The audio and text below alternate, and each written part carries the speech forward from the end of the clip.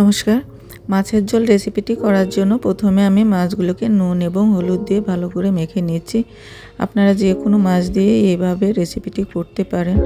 কড়াইতে সরিষার তেল গরম করে মাছগুলোকে আমি ভেজে নামিয়ে নেব। দেখুন মাছগুলো ভাজা হয়ে গেছে, এবার আমি নামিয়ে নিচ্ছি। এই তেলের মধ্যেই দিয়ে দিচ্ছি তেজপাতা ফোড়ন এবং গোটা জিরে ফোড়ন। এবার দিয়ে দিচ্ছি একটি বড় সাইজের পেঁয়াজ কুচি। পেঁয়াজগুলোকে একটু হালকা ব্রাউন করে ভেজে এর মধ্যে দিয়ে দিচ্ছি আমি 2 টেবিল চামচ আদা রসুনের পেস্ট। এবার দিয়ে দিচ্ছি স্বাদ মতো লবণ আর হলুদ। মশলাগুলোকে ভালো করে কষিয়ে নিয়ে গরম জল দিয়ে দিলাম। এবার মশলাকে আরেকটু কষিয়ে নিয়ে আমি এর মধ্যে দিয়ে দিচ্ছি ভেজে রাখা মাছগুলো। লো টু মিডিয়াম ফ্লেমে কিছু সময় মাছগুলোকে মশলার সাথে কষিয়ে এর মধ্যে 6টি কাঁচা লঙ্কা চেরা দিয়ে দিলাম। এরপরে দিয়ে দিচ্ছি গরম জল। এবার ভাজা জিরের গুঁড়ো এবং ধনের গুঁড়ো দিয়ে হাই ফ্লেমে কয়েক মিনিট জাল দিয়ে আমি নামিয়ে নিচ্ছি। আজ এ পর্যন্ত। ধন্যবাদ সবাইকে।